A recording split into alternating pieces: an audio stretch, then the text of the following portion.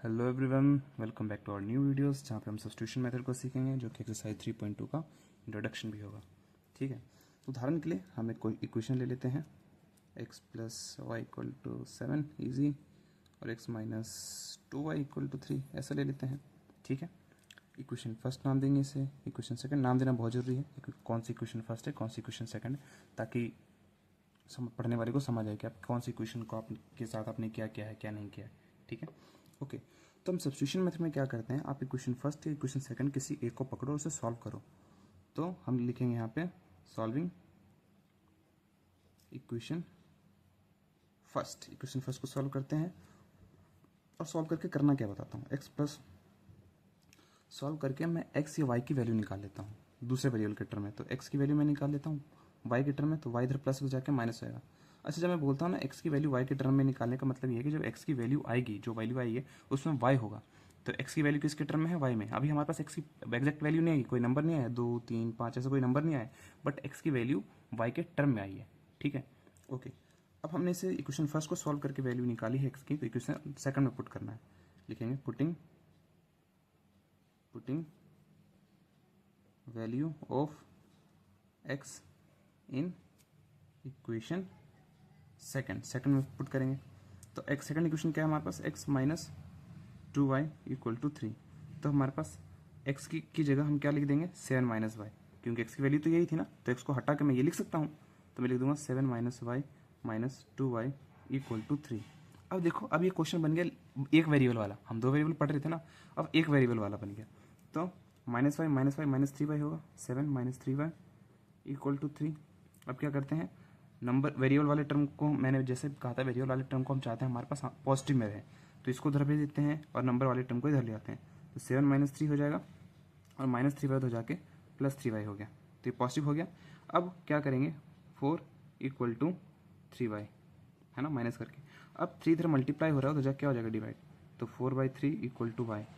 जब ऐसे हो तो फाइनली आप लिख सकते हो y इक्वल टू 4/3। ये हमारे पास फाइनल आंसर आ गया।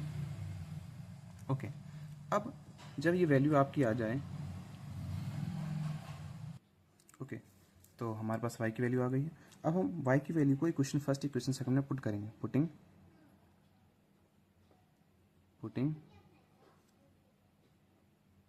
Value of y in equation first. तो हम क्या करेंगे, x plus y equal to 7, y की वैल्यू क्या है 4/3, x प्लस 4/3 इक्वल टू 7।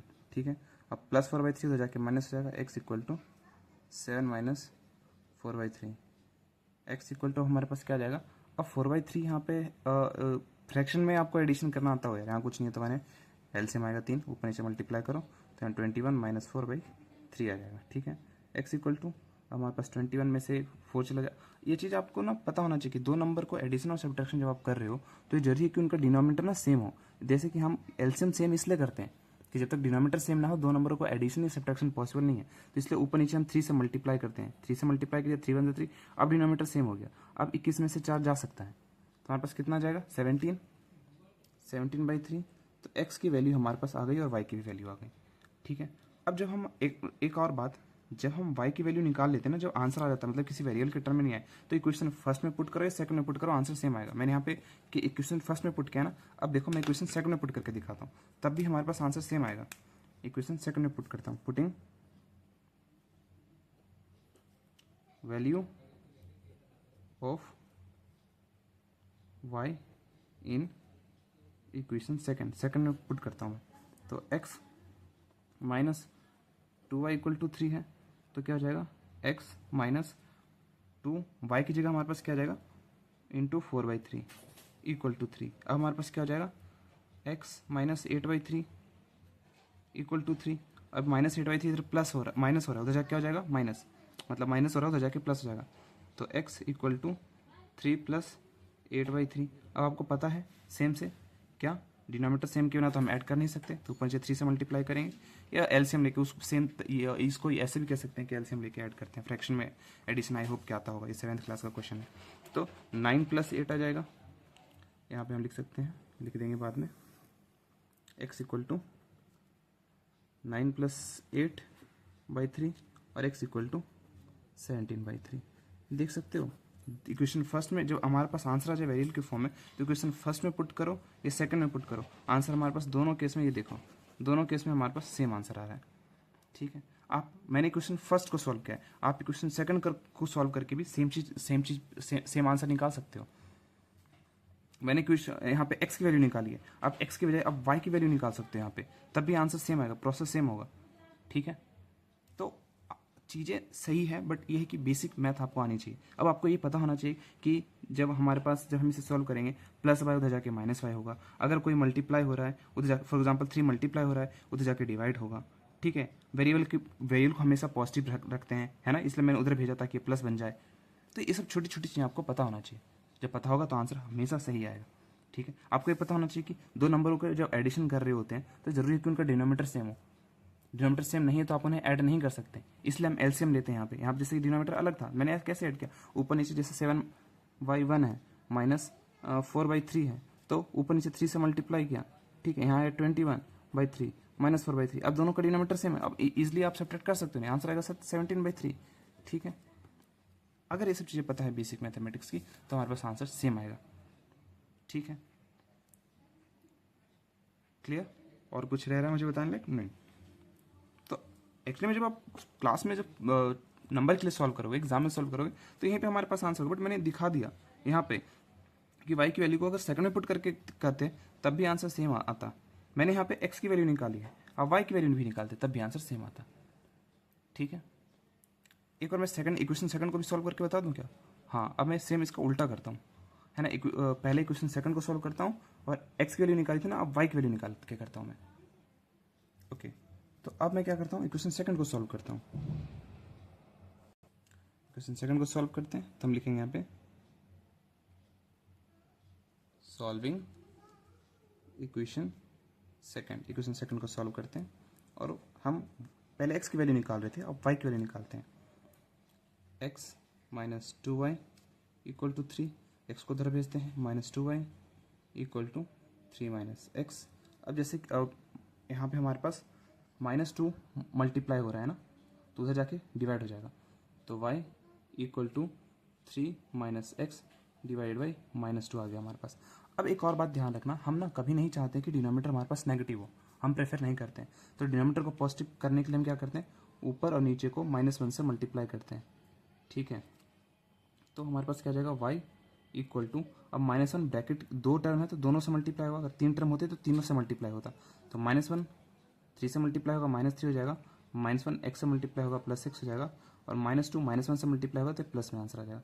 तो डिनोमीटर हमारे पास पॉजिटिव हो गया, और y का हमारे पास, तो y का वैल्यू आ गया हमारे पास x के टर्म में। इसको बोलते हैं y की वैल्यू आना x के टर्म में, कि y की जो वैल्यू आई है तो x उसमें छुपा हुआ है। अब क्या करेंगे, y की वैल्यू को इक्वेशन सेकंड को हमने सॉल्व किया, तो सेकंड में ही पुट मत करना है, कुछ बच्चे क्या करते हैं इसी में पुट कर देते हैं, तो उठ पटांग आंसर आएगा, क्योंकि यार एक ही वेरिएबल से आप हर चीज़ थोड़ी निकाल लोगे। तो सेकंड को अगर आप सॉल्व कर रहे हो तो फर्स्ट में पुट करना, मतलब जिस भी क्वेश्चन को सॉल्व करके आप वैल्यू निकाल रहे हो दूसरे में पुट करना। अब मान लो यहाँ पे y आंसर x के टर्म में नहीं आता, 3 5 6 कुछ ऐसे नंबर के फॉर्म में होता, तब आप फर्स्ट में पुट करो सेकंड में पुट करो, आंसर सही आता आपका।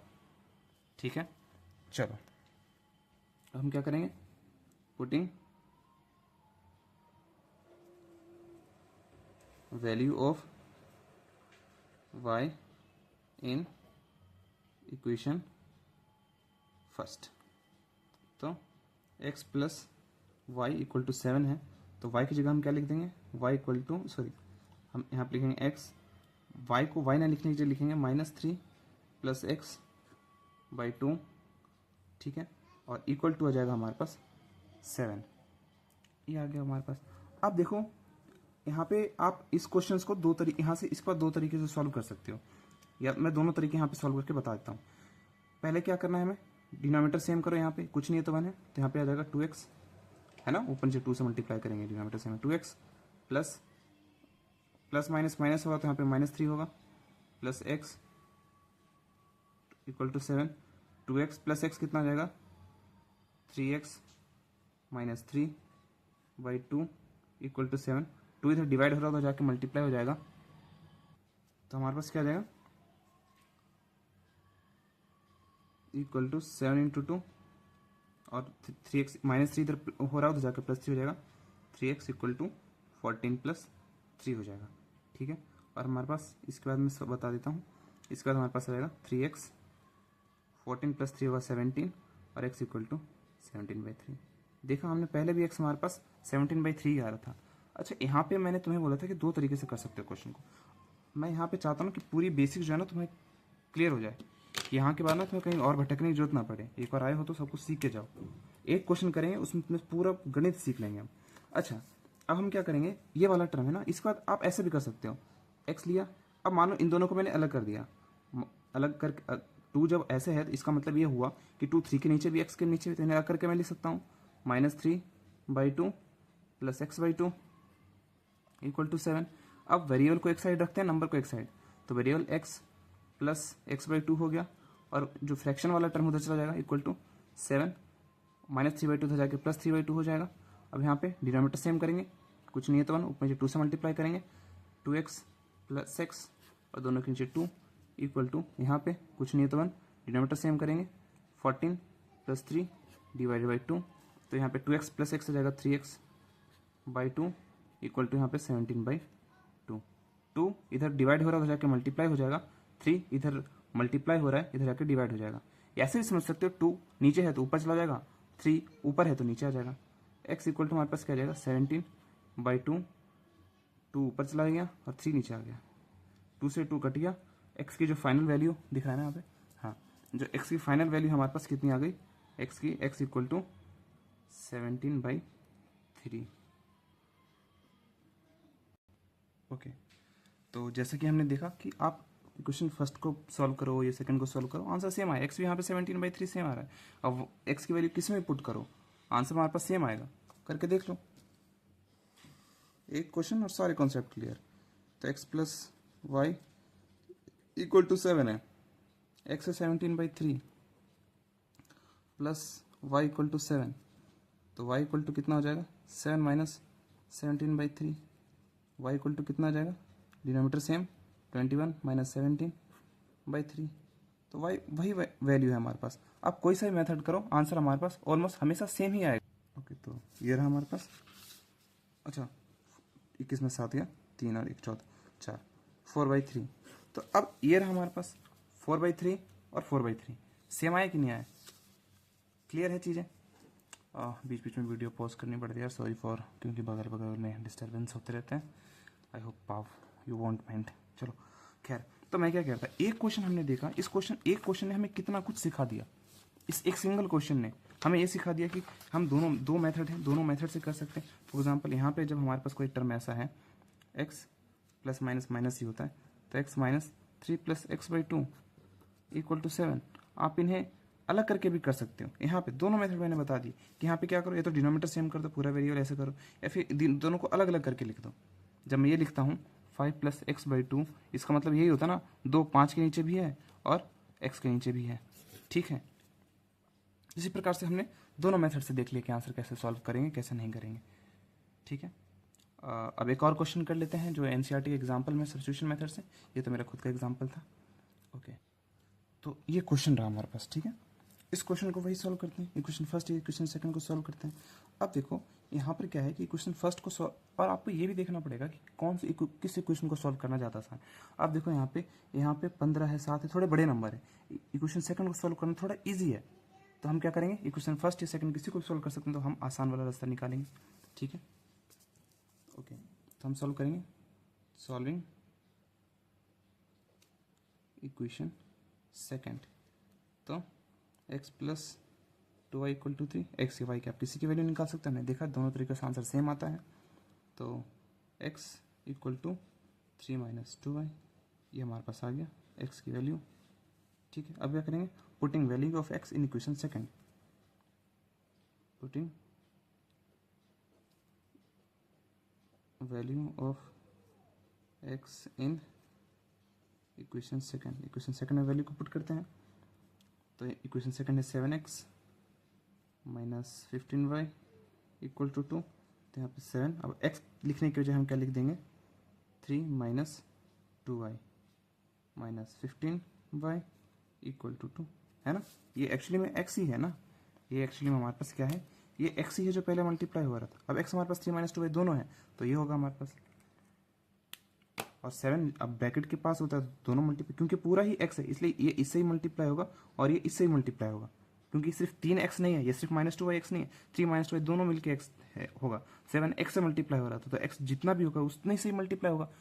अगर 3 होते तो तीनों से मल्टीप्लाई होता। तो 21 - 14y - 15y = 2। अब 21 इधर है, प्लस उधर जाके माइनस जाएगा, और ये दोनों हमारे पास -29y = 2 - 21। ठीक है, तो हमारे पास कितना आएगा, -29y = ये हमारे पास -19 आ जाएगा। अब मल्टीप्लाई में -29 हो रहा है। अच्छा, मल्टीप्लाई में अगर -29 को हम उधर भेजते हैं ना, मल्टीप्लाई डिवाइड में नंबर को, तो अपने ओरिजिनल साइन के साथ जाता है, y = -19। अब जब 29 जाएगा तो यहाँ पे -29 होगा। कुछ क्या बच्चे क्या करते हैं, भैया ने बोला है माइनस तो जाके प्लस जाता है, तो 29 उधर जाके प्लस -29 जाके +29 होगा। हाँ वो बोला था, मगर वो रूल मैंने बोला था प्लस और माइनस के लिए, मल्टीप्लाई में नहीं। मल्टीप्लाई में अगर आप भेजते हो या डिवाइड में आप भेजते हो तो अपने ओरिजिनल साइन के साथ जाता है। मल्टीप्लाई और डिवाइड के रूल अलग होते हैं और प्लस माइनस के रूल अलग होते हैं।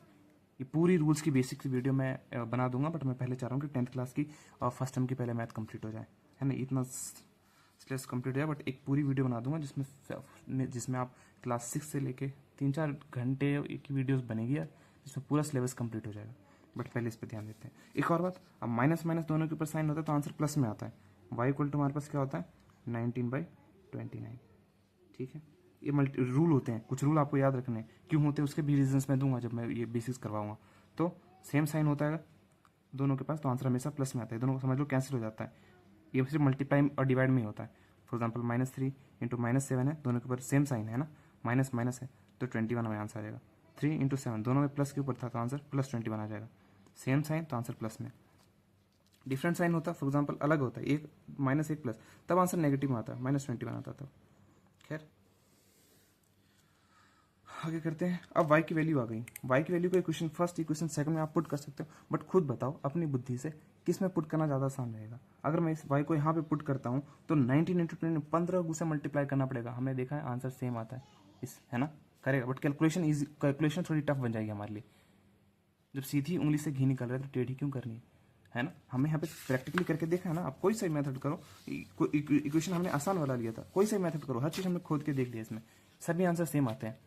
बट अब हमें क्या करना है, हमें y की वैल्यू को सेकंड में पुट करेंगे। ठीक है, अब y की वैल्यू जब नंबर में आ जाती है तो फर्स्ट में पुट करो, सेकंड में पुट करो, कोई दिक्कत नहीं है। मैं कहना क्या चाह रहा हूँ कि जब आप इक्वेशन फर्स्ट को जब शुरुआत से सॉल्व कर रहे हो और y x की वैल्यू निकाले हो y के टर्म में, तो अगर सेकंड को सॉल्व करके निकाले हो तो फर्स्ट में पुट करना है, अगर फर्स्ट को सॉल्व करके निकाले तो सेकंड में पुट करना है। क्यों, क्योंकि हमारे पास जो x की वैल्यू यहाँ पे आई है वेरिएबल के टर्म में आई है ना, कोई 3 4 5 कोई नंबर के फॉर्म में नहीं आई। अगर नंबर के फॉर्म में आती तो फर्स्ट में पुट करो, सेकंड में पुट करो, आंसर सेम आता। ठीक है, जैसे यहाँ पर आया, मैं फर्स्ट में पुट करूँ आंसर, सेकंड में पुट करूँ आंसर सेम आएगा। ठीक है, चलो देखते हैं। Putting value of y in equation second में पुट करते हैं, तो x + 2 × 19/29 = 3, ये हो गया हमारे पास। अब 19x इधर प्लस हो रहा है, उधर क्या हो जाएगा माइनस, x = 3 माइनस, ओके ये माइनस था हमारे पास, प्लस जाएगा 19 × 38/29। ठीक है, x = हमारे पास अब क्या हो जाएगा, अब 29 और 3 से मल्टीप्लाई करो, देखो कितना आता है, 9 3 27 7 9 3 27 7 2 6 8, तो हमारे पास आ जाएगा 87 - 38/29। ठीक है, ये अब मैं कैलकुलेटर से माइनस कर लेता हूँ, टाइम बहुत लगता है। 87 - 38, ओके, तो कैलकुलेटर में हमारे पास आंसर आ रहा है 14। अरे मैं जल्दी करने के लिए कॉल कर रहा हूँ, ठीक है, क्योंकि टाइम बहुत ज़्यादा हो गया है। आपको कैलकुलेटर यूज़ नहीं करना है, 87 में से 38 घटाना कोई रॉकेट साइंस नहीं यार, कम ऑन भाई, ग्रो अप। ठीक है, तो मत कहना है भैया कैलकुलेटर यूज़ कर रहे हैं। ओके, तो अब एक और बात, तो हमने चीज़ें देख ली, क्लियर हो गए। अब एक बात बताओ, हम सब्स्टिट्यूशन मेथड सीख रहे हैं, अगर मैं ग्राफिकल मेथड से भी करूँ तो आंसर ऑलमोस्ट सेम आएगा। ठीक है, ओके, अब बढ़ते हैं ना, हम क्या करते हैं, एक दो वर्ड प्रॉब्लम कर लेते हैं। ठीक है, वर्ड प्रॉब्लम करने से क्या होगा कि हमें क्वेश्चन को, अब क्योंकि एग्जामिनेशन में जब एग्जाम आएगा तो ऐसा तो नहीं दे रखा होगा सवाल, वर्ड प्रॉब्लम में आएगा, ऐसा भी दे सकते हो कम नंबर के होंगे। वर्ड प्रॉब्लम टफ होता है कि क्वेश्चन पढ़ के आप समझ पा रहे हो कि वो क्या कह रहा है। एक तो वर्ड प्रॉब्लम कर लेते हैं जल्दी से। देखो ये है हमारे पास word problem. In a shop the cost of 2 pencil and 3 eraser की कॉस्ट 9 रुपये है, ठीक है, और 4 पेंसिल एंड 6 इरेजर की कॉस्ट 18 रुपीज़ है। हमें निकालना है cost of each pencil and each eraser, प्रत्येक मतलब एक पेंसिल की और एक इरेजर की हमें कीमत निकालना है, ठीक है। तो हम क्या करते हैं, जो निकालना है उसी को वेरिएबल मान लेते हैं, ठीक है। तो हम लिखेंगे let cost of 1 pencil be x, let cost of 1 eraser be y, हमने ले लिया। अब बताओ एक पेंसिल की कीमत हमारे पास x रुपीज़ है, तो 2 पेंसिल की कीमत कितनी होगी 2x, और हमारे पास एक इरेजर की कॉस्ट y है, तो 3 इरेजर की कॉस्ट कितनी होगी 3y, तो दोनों को मिला के हमारे पास कितना होगा 9 रुपया हो रहा है। Equation first. इक्वेशन सेकंड हमारे पास क्या होगा, अब मान लो सेम एक पेंसिल की कीमत x है, तो 4 पेंसिल की कीमत कितनी होगी 4x, ठीक है, और एक इरेजर की कॉस्ट y है, तो 6 इरेजर कितनी कॉस्ट होगी 6y, इक्वल टू हमारे पास कितना आ रहा है टोटल 18 रुपीज़ आ रहा है। इक्वेशन हो गया हमारे पास, ठीक है। अच्छा, अब इस इक्वेशन को ना देखो हम सिंप्लीफाई भी कर सकते हैं, टू से कॉमन लेके हम सिंप्लीफाई भी कर सकते हैं। तो इक्वेशन को छोटा बना के अगर देखो करो तो ईजीली हो जाएगा, तो ज़्यादा आसान रहता है। अगर मैं 2 कॉमन ले लेता हूँ यहाँ पे आएगा 2x, यहाँ पे आएगा 3y, और यहाँ पे आ जाएगा 2 × 9, ये कट गया 2x plus 3y equal to 9। अच्छा, अभी मत सोचना कि ये कैसे कट गया यार, मान लो जब हमने कॉमन लिया यहाँ पे, मैं बता ही देता हूँ, 2x प्लस 3y और 2 है, अभी इधर मल्टीप्लाई हो रहा है ना, उधर जाके क्या हो जाएगा divide, 2x plus 3y equal to 18/2, 2 × 2 9 18, इसलिए हमारे पास यहाँ पे आ गया ये, ठीक है। आई होप आपको ये सब चीज़ें पता होगी। खैर, तो हमारे पास ये इक्वेशन थर्ड मान लो इसे, फाइनली हमारे पास ये बना फर्स्ट और ये थर्ड। अब हम क्या करेंगे, ये क्वेश्चन फर्स्ट, ये क्वेश्चन सेकंड में किसी भी सॉल्व करो, लिखो सॉल्विंग इक्वेशन फर्स्ट को सॉल्व कर लो, ठीक है। 1 मिनट, तो यहाँ पे इसके इनफाइनाइट आंसर होंगे, ठीक है, हम क्लियरली देख सकते हैं ना यहाँ पे 2x प्लस 3y और हमारे पास a1/a2 equal to b1/b2 equal to c1/c2, इसका कोई एक आंसर होने वाला नहीं है, ठीक है, इसके इनफाइनाइट आंसर होंगे। तो इस सिचुएशन को ग्राफिकली प्रेजेंट करना मैंने एनसीईआरटी में निकाला था, शायद इस सिचुएशन को ग्राफिकली हम ऐसे ही प्रेजेंट करेंगे जैसे आप करोगे, बट इसके इनफाइनाइट आंसर होंगे, ठीक है। ओके, नेक्स्ट क्वेश्चन की तरफ बढ़ते हैं। बट मेन है कि ना कि आपने ये सीखा कि क्वेश्चन कैसे बनाना है। इक्वेशन ये अलग है कि भाई इसके इनफाइनाइट आंसर आएंगे, इस क्वेश्चन को हम यहीं पे छोड़ रहे हैं, बट मेन है कि ये पढ़ के जो हमने ये बना लिया है ना, अगर ये आप सीख गए हो बस, ये बहुत इंपॉर्टेंट है। मेरा यकीन मानो एग्जामिनेशन, जब एग्जाम में बैठोगे तो आपको ऐसे ही दिखेगा और आपने क्या होगा तो आपको ईजी लगेगा चीज़ें। ओके, बढ़ते हैं नेक्स्ट क्वेश्चन की तरफ, जो कि है आफ्ताब है। आफ्ताब जो है अपनी बेटी से कहता है कि 7 साल पहले कुछ मैं 7 टाइम्स था तुम्हारी एज के, और 3 साल बाद तुम्हारी एज के 3 टाइम्स हो जाऊंगा। अब हमें ये निकालना है कि उसकी प्रेजेंट एज निकालनी है। अब उसकी एज कितनी है आफ्ताब की, तो हम क्या करेंगे, जो निकालना है उसी को x और y ले लेंगे। लेट आफ्ताब प्रेजेंट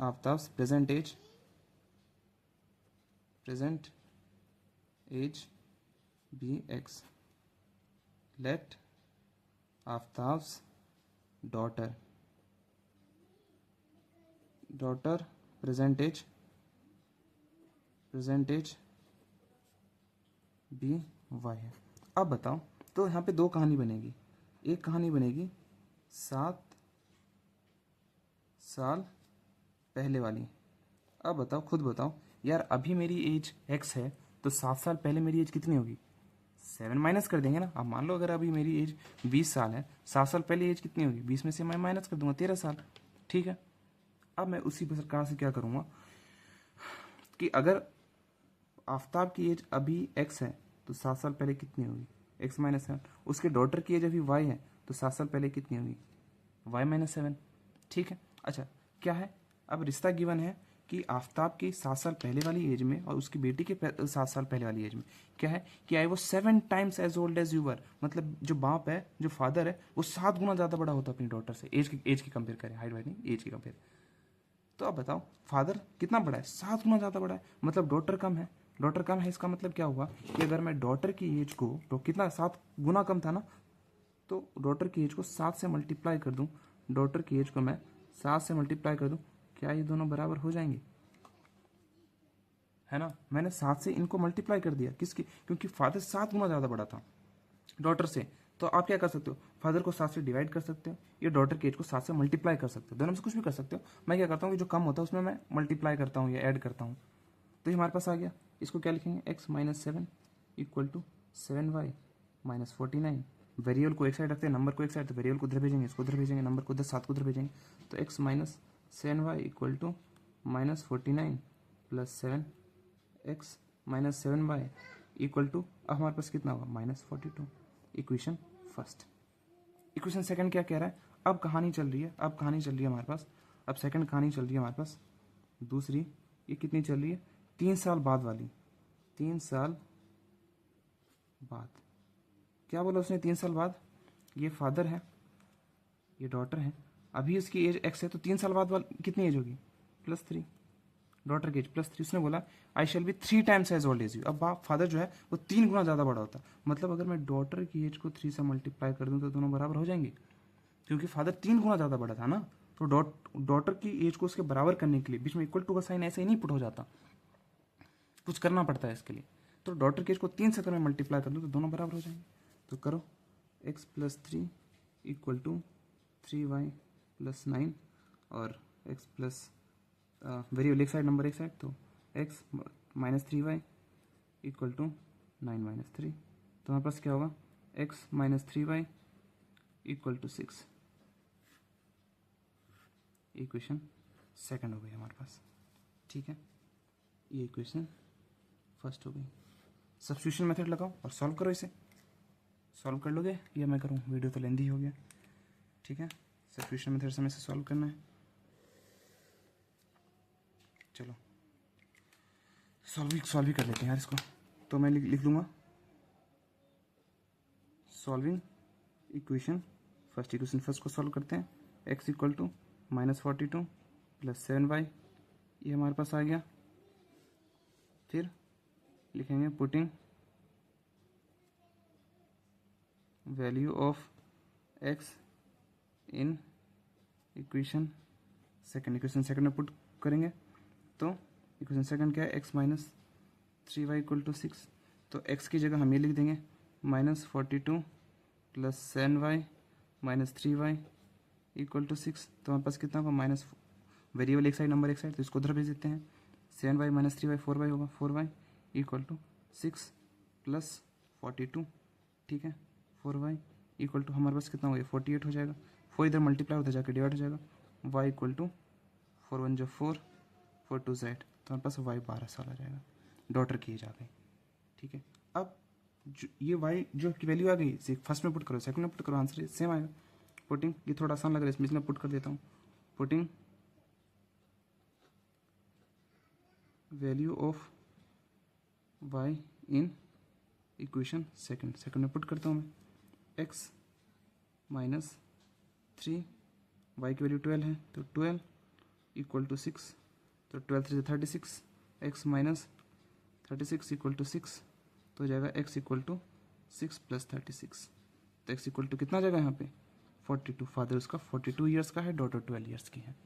ठीक है, तो आई होप चीज़ें क्लियर हुई हो यार। सब्स्टिट्यूशन मेथड का इंट्रोडक्शन, किस तरीके से क्वेश्चन को सॉल्व करना है, वो मेथड क्या है, और साथ में वर्ड प्रॉब्लम को किस तरीके से सॉल्व करना है। मिलते हैं नेक्स्ट वीडियो में, जिसमें हम एक्सरसाइज के क्वेश्चन करेंगे। तब तक के लिए बाय, सी यू।